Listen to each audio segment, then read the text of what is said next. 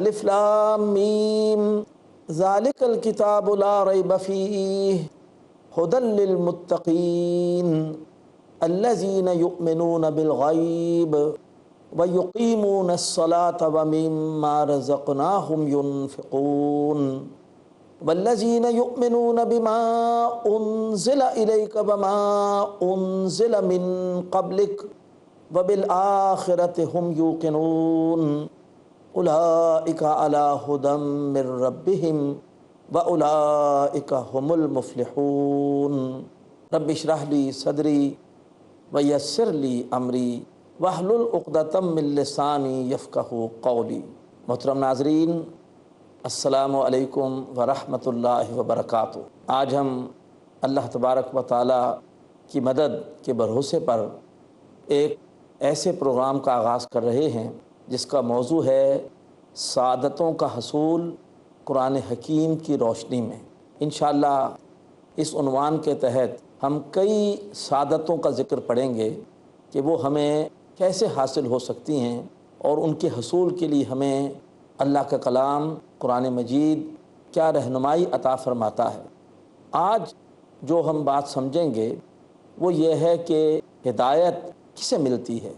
محترم ناظرین، سب سے بڑی سعادت ہدایت ہے۔ اگر ہدایت ہے تو ہر نعمت واقعی نعمت ہے، اور اگر ہدایت نہیں ہے تو آج ہم جن چیزوں کو نعمت سمجھ رہے ہیں کل قیامت کے دن ہمارے لیے وہ زحمت بن سکتی ہیں۔ مثال کے طور پر زندگی ایک نعمت ہے، اگر ہدایت ہوگی تو آدمی زندگی کو نیکیوں میں، اچھے کاموں میں، اللہ تعالیٰ کی فرما برداری میں لگائے گا اور خوب نیکیاں کمائے گا، اور قیامت کے دن لمبی زندگی زیادہ نیکیوں کے ساتھ انسان کے لیے ایک بہت بڑی واقعی نعمت ثابت ہوگی۔ لیکن اگر خدا نہ خواستہ زندگی طویل ہے لیکن انسان ہدایت سے محروم ہے تو نہ جانے وہ زندگی میں کیسے کیسے غلط کام کرے گا، کیسی کیسی اللہ کی نافرمانیاں کرے گا۔ جتنی لمبی زندگی ہوگی اتنا گناہوں کی وجہ سے، اللہ کی نافرمانیوں کی وجہ سے نام اعمال بھی سیاہ ہوگا، اور یہ لمبی زندگی قیامت کے دن اس کے لیے ایک مصیبت بن جائے گی۔ اس لیے کہ ترمذی شریف کی روایت ہے کہ روز قیامت ابن آدم کے قدم ہل نہ سکیں گے جب تک اس سے 5 باتوں کے بارے میں پوچھ نہ لیا جائے۔ زندگی کن کاموں میں لگائی، خاص طور پر زندگی کا کلائمیکس، جوانی، کن مشاغل میں تم نے اپنی کھپا دی، تم نے مال کن ذرائع سے کمایا، اور تم نے اس مال کو کہاں خرچ کیا، اور جو علم حاصل کیا اس پر کیا عمل کیا۔ تو محترم ناظرین، اگر ہدایت ہے تو زندگی جتنی لمبی ہوگی اتنی بڑی انسان کے لیے نعمت کا ذریعہ بنے گی۔ اگر ہدایت ہے تو انسان نے مال جائز ذرائع سے حاصل کیا ہوگا، یہ مال اس کے لیے نعمت ہوگا۔ لیکن اگر ہدایت نہیں ہے تو پھر یہ تمام نعمتیں جو آج ہمیں نعمتیں لگ رہی ہیں قیامت کے دن انسان کے لیے پکڑ کا باعث بن جائیں گے۔ اب یہ سب سے بڑی سعادت یعنی ہدایت کیسے ملے گی، اتنا اہم موضوع ہے کہ اللہ تبارک و تعالیٰ نے اپنی کتاب کریم کے بالکل آغاز میں ہی اس کے حوالے سے رہنمائی دے دی کہ ہدایت کسے ملے گی۔ فرمایا الف لام میم ذالک الکتاب لا ریب فیہ، یہ قرآن مجید وہ کتاب ہے کہ جس میں کوئی شک نہیں، اس کے تمام مضامین، اس کے تمام کانٹینٹس وہ سارے کے سارے یقینی ہیں، شک و شبہ سے بالا تر ہیں۔ کوئی اور کتاب دنیا میں اس دعوے کے ساتھ اپنا آغاز نہیں کرتی، اللہ کا کلام ہے، اللہ کی کتاب ہے، اس دعوے کے ساتھ اپنا آغاز کر رہی ہے کہ یہ وہ کتاب ہے کہ جس میں کوئی شک نہیں، ھدی للمتقین۔ لیکن اس سے ہدایت کسے ملے گی؟ متقیوں کو ملے گی۔ تو ویسے قرآن پاک ھدی للناس ہے، اس سے ہدایت سب کو مل سکتی ہے، لیکن ہر ایک کو نہیں ملے گی، ملے گی انہی کو جو کہ واقعتاً متقی ہوں گے، ہدایت کے طلبگار ہوں گے۔ تو ہدایت کسے ملے گی؟ یہ ہمارا آج کا موضوع ہے، ہدایت ملے گی متقیوں کو، پرہیزگاروں کو۔ اب اس کے بعد محترم ناظرین، ان پرہیزگاروں کے اللہ نے 5 اوصاف بتائے ہیں۔ ان میں پہلا وصف کیا ہے؟ فرمایا الذین یؤمنون بالغیب، یہ پرہیزگار وہ ہیں جو کہ ایمان رکھتے ہیں غیبی حقائق پر، جو ایمان رکھتے ہیں بن دیکھی حقیقتوں پر۔ اس سے مراد کیا ہے؟ مراد یہ ہے کہ ان کا ایک بلائنڈ فیتھ ہے کہ ہر وہ بات جو کہ ہمیں ایک ایسی ہستی نے بتائی کہ جس کو دشمن بھی کہتے تھے یہ الصادق ہیں یا الامین ہیں، یعنی حضرت محمد صلی اللہ علیہ وآلہ وسلم، انہوں نے جو کچھ بتایا ہے ان کی ہر بات مستند ہے، ان کی ہر بات بالکل صحیح ہے، چاہے وہ بات ہماری عقل میں آئے یا نہ آئے، چاہے ہم اسے سمجھ سکیں نہ سمجھ سکیں، لیکن چونکہ بتانے والا ایک سچا انسان ہے جس کی پوری زندگی اس بات کی گواہ ہے کہ اس نے کبھی جھوٹ نہیں بولا، لہٰذا ہم اس کی بات پر یقین کرتے ہیں۔ الذین یؤمنون بالغیب، محترم ناظرین یہ بڑی اہم بات ہے، اس لیے کہ آج مغربی علوم کے زیر اثر انسان مادہ پرست بن گیا ہے۔ انسان کہتا ہے میں تو وہی بات مانوں گا کہ جس کو میں اپنے حواس خمسہ سے ویریفائی کر سکوں، ثابت کر سکوں، لہٰذا انسان مادہ پرستی کا، عقل پرستی کا، ظاہر پرستی کا شکار ہو گیا ہے، جبکہ قرآن مجید کہہ رہا ہے کہ نہیں، تمہاری عقل ناقص ہے، ہر بات تمہاری عقل کے دائرے میں نہیں آ سکتی، بڑے بڑے حقائق تمہاری عقل کی رسائی سے باہر ہیں۔ بر صغیر کے عظیم شاعر علامہ اقبال نے بڑے خوبصورت انداز سے یہ بات کہی تھی کہ عقل گو آستان سے دور نہیں، اس کی قسمت میں پر حضور نہیں، اور گزر جا عقل سے آگے کہ یہ نور چراغ راہ ہے، منزل نہیں ہے۔ اگر اللہ تبارک و تعالیٰ کی معرفت، مکمل معرفت ہمیں عقل سے حاصل ہو جائے اور وہ اللہ کی معرفت عقل کے دائرے میں آ جائے تو اللہ تعالیٰ تو محدود ہو گیا، وہ تو عقل کے دائرے میں آ گیا۔ عقل اللہ تبارک و تعالیٰ کا احاطہ نہیں کر سکتی، ہم اللہ تبارک و تعالیٰ کی پوری ذات کو نہیں سمجھتے، ہم ناقص عقل کے مالک، ہم عاجز ہیں۔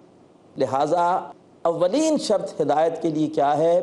ایمان بالغیب، بن دیکھی حقیقتوں کو ماننا کہ اگر یہ بتائی ہیں ایک سچے نبی صلی اللہ علیہ وسلم نے تو پھر ہم ان پر ایمان رکھتے ہیں۔ آمنا بہی کل من عند ربنا، سورہ آل عمران میں فرمایا کہ ہم ان پر ایمان رکھتے ہیں اس لیے کہ یہ تمام حقائق کس کی طرف سے ہیں؟ ہمارے رب کی طرف سے ہیں۔ کس نے بتائے ہیں؟ رب کے سچے رسول حضرت محمد صلی اللہ علیہ وآلہ وسلم نے۔ محترم ناظرین، جن لوگوں نے عقل کو معیار بنایا حق کو جانچنے کا، بڑی ٹھوکریں کھائیں۔ قرآن مجید میں بہت سارے معجزات کا بیان ہے، وہ معجزات ہم اپنی عقل سے نہیں سمجھ سکتے، اب چونکہ ان نے معیار بنا لیا عقل کو حق کے سمجھنے کا، حق کے پہچاننے کا، اب انہوں نے پھر معجزات کے حوالے سے عجیب قسم کی تعویلات کی ہیں، عجیب قسم کی عقلی توجیحات پیش کی ہیں، اور قرآن مجید ان توجیحات کی نفی کرتا ہے۔ حضرت موسیٰ علیہ السلام کے پیچھے جب فرعون آیا تعقب کرتا ہوا اور ان کی پوری قوم کو اس نے ہلاک کرنے کی کوشش کی، اللہ نے انہیں حکم دیا کہ آپ دریا پر عصا ماریے، اور دریا میں خشک راستہ وجود میں آ گیا۔ عقل پرستوں نے کہا کہ نہیں، وہ تو دریا میں ایک کیفیت تھی جزر کی۔ موسیٰ علیہ السلام اور ان کی قوم نکل گئے، جب فرعون کا لشکر دریا میں آیا تو پھر مد دریا میں آ گیا، اور اس کے بعد فرعون کا لشکر غرق ہو گیا۔ قرآن پاک کہتا ہے نہیں، وہاں پر طریقاً یبسن، ایک سادہ ایک خشک رستہ وجود میں آیا، پانی کے دونوں حصے کیا ہو گئے؟ کالطود العظیم، سورہ شعراء میں آتا ہے کہ وہ ایسے ہو گئے جیسے کہ بڑے بڑے پہاڑ، کبھی پانی کبھی پہاڑ بن سکتا ہے، لیکن نہیں، اللہ تعالیٰ جو چاہے سو کر سکتا ہے، اللہ تعالیٰ پانی کا پہاڑ بنا سکتا ہے۔ تو شرط اول کیا ہے کہ ہم ایمان بالغیب لائیں ان حقائق پر جو قرآن نے بتائے ہیں، جو نبی پاک صلی اللہ علیہ وسلم کی زبان سے ہم تک پہنچے ہیں۔ یہ ہے سب سے پہلی شرط ہدایت کے حصول کے لیے۔ قرآن یہ نہیں کہتا کہ عقل کو استعمال نہ کرو، قرآن کہتا ہے عقل کو استعمال کرو، لیکن جو دین کے بنیادی حقائق ہیں ان کو تسلیم کر کے ان کی روشنی میں عقل کو استعمال کرو، اب تمہیں حکمت حاصل ہوگی۔ عقل تو قرائے کا وکیل ہے، آپ جس طرف استعمال کریں گے وہیں دلائل دینا شروع کر دے گا۔ عقل عیار ہے، 100 بیس بدل لیتی ہے، لہٰذا آپ پہلے ان حقائق کو تسلیم کریں، ایمان بالغیب لائیں، اس کے بعد آپ عقل کو استعمال کریں گے تو آپ کو انشاءاللہ بہت ساری حکمتیں حاصل ہوں گی۔ محترم ناظرین، ابھی ہم وقفہ کریں گے، امید ہے کہ آپ وقفے کے بعد بھی ہمارے ساتھ رہیں گے۔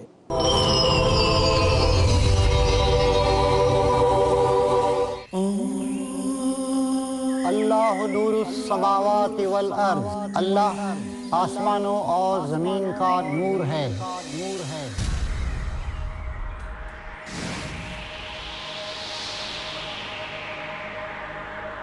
قرآن مجید نور ہدایت، ہدایت کی روشنی ہے۔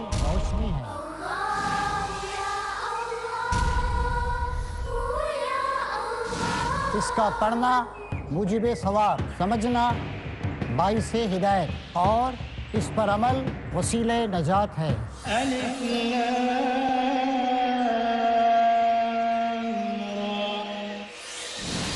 آئیے قرآن مجید کی توضیح اور تشریح کے پروگرام نور قرآن سے فائدہ اٹھائیے۔ دیکھیے پیس ٹی وی اردو کا ایمان افروز پروگرام نور قرآن۔ حاصل کیجئے وہ روشنی جو بن گئی انسانیت کی کامیابی کی پہچان، نور قرآن۔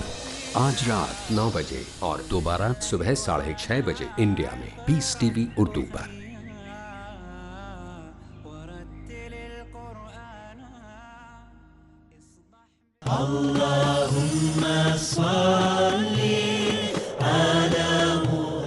احادیث نبوی صلی اللہ علیہ وسلم۔ حضرت ابو ہریرہ رضی اللہ عنہ سے روایت ہے کہ رسول اللہ صلی اللہ علیہ وسلم نے فرمایا، جو کوئی شخص دنیا میں کسی بندے کا عیب چھپائے گا، اللہ تعالی قیامت کے دن اس کے عیب چھپائے گا۔ صحیح مسلم جلد نمبر 4 کتاب البر والصلۃ والادب، حدیث number 6267۔ Fridays provide In Britain, we are facing one big problem, that are you Muslim or British? the space to talk, In India, back home, they ask, are you a Muslim first or Indian first? And we Muslims should know how to reply, how to turn the tables over. the place to knock, Why Trinity cannot be regarded in that sense, Father, Son and Holy Spirit? the opportunity to ask, But even if we agree that what the Christians say, that he was crucified, so if Jesus Christ, peace be upon him, died for 3 days, who controlled the world? That means even God died? the freedom to unmask. So there are various ways which we can prove the argument to be wrong. Let's meet Dr. Zakir. اگلا programme پیس T V Urdu پر۔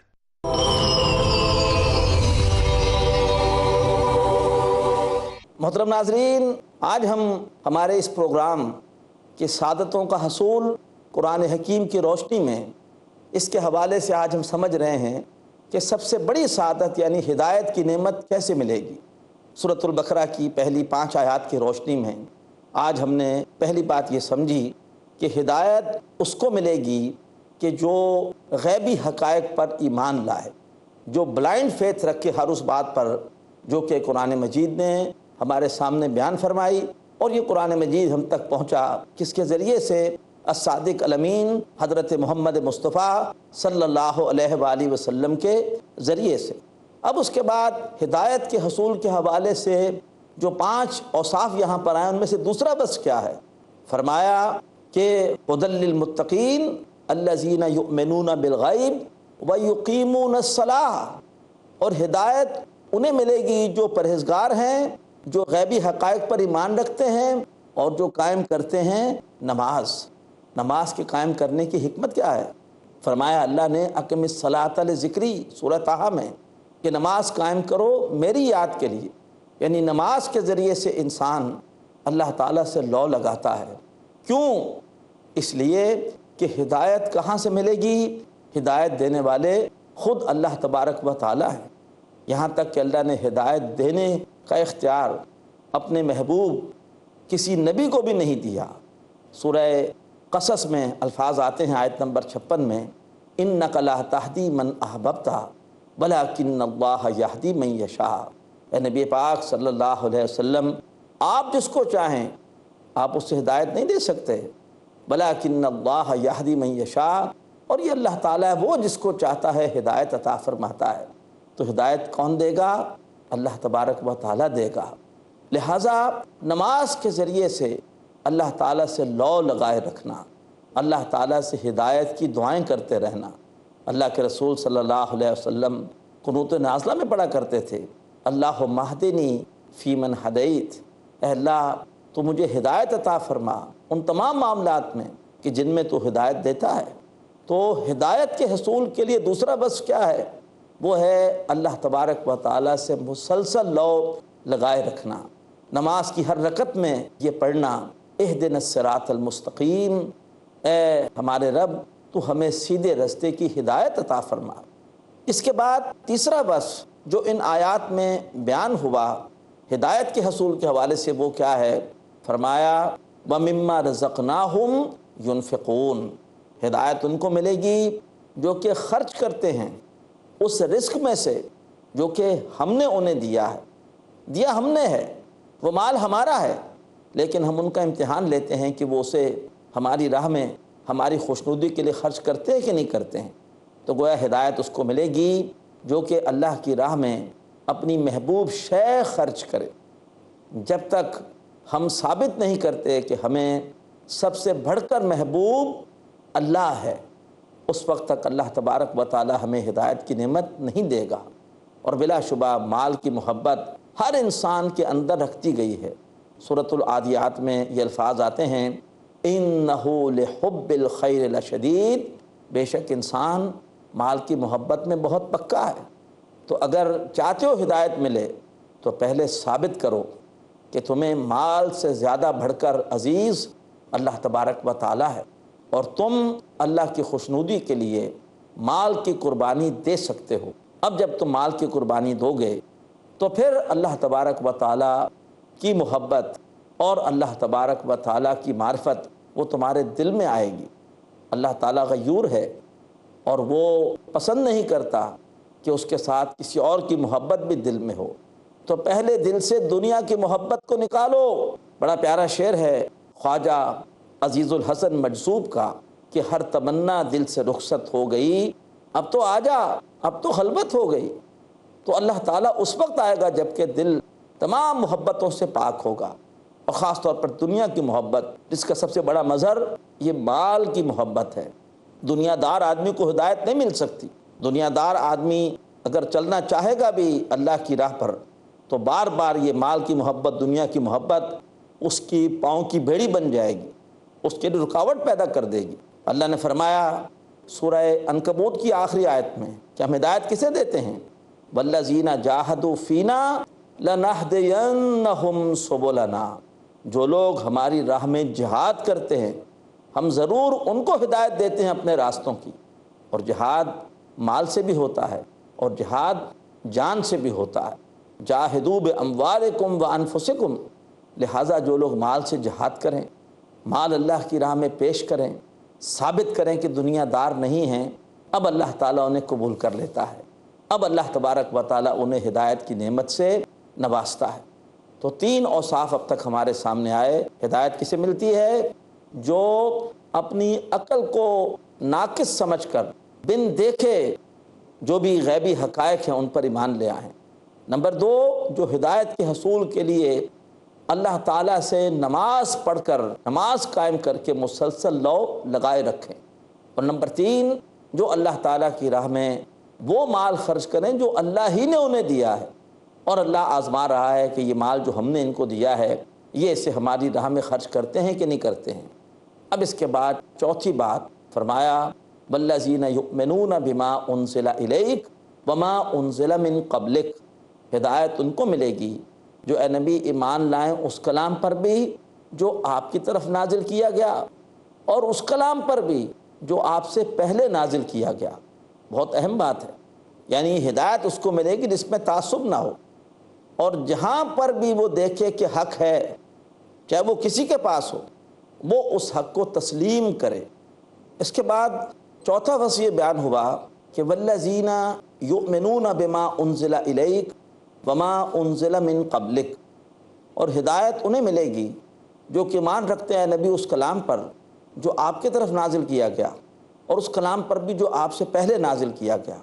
بہت اہم بات ہے، یعنی حق جہاں پر بھی ہوگا، کسی کے پاس بھی ہوگا، یہ وہ لوگ ہیں جو اس حق کو قبول کریں گے۔ یہ نہیں دیکھیں گے کون کیا کہہ رہا ہے، بلکہ دیکھیں گے کہا کیا جا رہا ہے۔ لہٰذا چاہے وہ حق قرآن مجید میں ہو، اسے بھی قبول کریں گے، اس پر بھی ایمان لائیں گے، اور یا اگر حق وہ کسی سابقہ آسمانی کتاب میں ہے تو وہ اس کو بھی تسلیم کریں گے۔ یعنی وہ حق کی قبولیت کے حوالے سے کسی تعصب کا شکار نہیں ہوں گے، وہ یہ سمجھیں گے کہ حکمت مومن کی گمشدہ متاع ہے اور وہ اس کا زیادہ حقدار ہے، خواہ وہ حکمت کہیں پر بھی ہو۔ تو لہٰذا جو لوگ تعصبات سے بالا تر ہو کر ہر جگہ جہاں صحیح بات ہوگی اس کو تسلیم کریں، وہی ہیں جو کہ ہدایت پانے کے حقدار ہیں، ہدایت پانے کے مستحق ہیں۔ تو والذین یؤمنون بما انزل الیک، ہدایت ان کو ملے گی جو ایمان لاتے ہیں اس کلام پر جو اے نبی صلی اللہ علیہ وسلم آپ کی طرف نازل کیا گیا، وما انزل من قبلک، اور اس کلام پر بھی جو آپ سے پہلے نازل کیا گیا۔ اس کے بعد پانچواں اور آخری وصف فرمایا وَبِالْآخِرَةِ هُمْ يُوقِنُونَ، اور یہ وہ لوگ ہیں کہ جو آخرت پر تو یقین رکھتے ہیں۔ ناظرین، اللہ تعالیٰ یوں بھی کہہ سکتے تھے کہ وَالَّذِينَ يُؤْمِنُونَ بِالْآخِرَةِ، کہ وہ آخرت پر ایمان رکھتے ہیں، لیکن نہیں، بڑا تاکیدی اسلوب اختیار کیا گیا ہے، تاکیدی انداز اختیار کیا گیا ہے کہ وہ آخرت پر تو وہ یقین رکھتے ہیں۔ ایمان کا اگلا درجہ ہے یقین۔ ایک ہوتا ہے انگریزی میں ہم کہتے ہیں فیتھ، اور اس سے اگلا درجہ ہوتا ہے کنوکشن، یعنی ان کا آخرت پر فیتھ سے آگے بڑھ کر کنوکشن ہے کہ آخرت ہوگی، مرنے کے بعد دوبارہ زندہ کیا جائے گا، حساب کتاب ہوگا، اور وہاں پر انسان کے سامنے اس کا ہر عمل آئے گا اور اسے اپنے اعمال کی جواب دہی کرنی ہوگی۔ تو جن کا یہ یقین ہو ہدایت ان کو ملے گی۔ محترم ناظرین، یہ جو آخری وصف ہے اس کے بارے میں صحیح بات ہے جو انگریزی میں کہی جا سکتی ہے کہ last but not the least, یہ بہت اہم وصف ہے۔ اس لیے ایمان بالآخرت ہی انسان کے کردار پر سب سے زیادہ اثر انداز ہوتا ہے۔ اگر ایک آدمی کو یقین ہے کہ اللہ دیکھ رہا ہے، میں کہیں بھی اللہ سے نہیں چھپ سکتا، وَهُوَ مَعَكُمْ أَيْنَمَا كُنْتُمْ، تم جہاں کہیں بھی ہوتے ہو اللہ تعالیٰ تمہارے ساتھ ہوتا ہے، اور میں جو بھی عمل کر رہا ہوں وہ عمل لکھا جا رہا ہے۔ كُلُّ صَغِيرٍ وَكَبِيرٍ مُسْتَطَرٍ، سورہ قمر کے آخر میں آتا ہے، ہر چھوٹی بات اور ہر بڑی بات وہ لکھی جا رہی ہے۔ مَا يَلْفِظُ مِنْ قَوْلٍ إِلَّا لَدَيْهِ رَقِيبٌ عَتِيدٌ، انسان کوئی الفاظ نہیں بولتا مگر یہ ہے کہ ان الفاظ کو لکھنے والا چوکس اس کے پاس موجود ہوتا ہے۔ بس یہی احساس انسان کو پھر اللہ کی نافرمانی سے بچاتا ہے۔ آج معاشرے میں برائیاں کیوں ہیں، لوٹ گھسوٹ کیوں ہے، کرپشن کیوں ہے، ظلم و ستم کیوں ہے، قتل و غارت گری کیوں ہے؟ اس لیے کہ لوگوں کو یقین نہیں کہ کوئی حساب کتاب بھی ہوگا، کوئی ہم سے ہمارے ان جرائم کے بارے میں پوچھے گا بھی، اور کوئی ہم سے ان جرائم کے حوالے سے پوچھنے کے بعد ہمیں اس کی سزا بھی دے گا، کوئی پکڑ بھی ہوگی۔ لہٰذا ہدایت اسی کو ملے گی کہ جس کا آخرت پر، حساب کتاب پر، جزا و سزا پر یقین ہو۔ اگر یقین نہیں ہوگا تو پھر انسان یہ سمجھے گا کہ میں جو مرضی کرتا رہوں، مجھے کوئی پوچھنے والا نہیں ہے، کوئی حساب کتاب نہیں ہے، کوئی جزا و سزا نہیں ہے۔ دنیا تو بس جس کی لاٹھی اس کی بھینس کے اصول پر ہے، جو طاقتور ہے وہ یہاں پر لوٹ مار کر کے اور دوسروں کے حقوق چھین کر، مظلوموں کے ساتھ ظلم و ستم کر کے اور عیش کر سکتا ہے، لیکن نہیں، علم مل سکتا ہے، ہدایت نہیں مل سکتی۔ بہت سے لوگ ہیں جن کے پاس نالج بہت ہوتی ہے قرآن و حدیث کی، لیکن ان کا عمل وہ اللہ اس کے رسول کی تعلیمات کے خلاف ہوتا ہے۔ کیوں؟ گویا علم تو ہے لیکن ہدایت سے محروم ہے۔ ہدایت اسے ملے گی کہ جو آخرت پر یقین رکھتا ہو۔ یہ ہیں وہ 5 اوصاف جو اللہ نے قرآن مجید کے شروع ہی میں سورۃ البقرہ کی پہلی 5 آیت میں بیان کر دیے۔ کہ ہدایت ملے گی پرہیزگاروں کو جو کہ بن دیکھے حقائق پر ایمان لائیں، نماز کے ذریعے اللہ سے مسلسل لو لگائے رکھیں، اپنی محبوب شہ مال اللہ کی خوشنودی کے لیے خرچ کریں، اور حق کو وہ کہیں پر بھی ہو اس کو تسلیم کریں، اور خاص طور پر مرنے کے بعد دوبارہ جی اٹھنے، حساب کتاب اور جزا و سزا کا پورا یقین رکھیں۔ فرمایا اولئک علی ھدی من ربہم، یہی وہ لوگ ہیں جو کہ اپنے رب کی طرف سے ہدایت پر ہیں، واولئک ھم المفلحون، اور یہی لوگ ہیں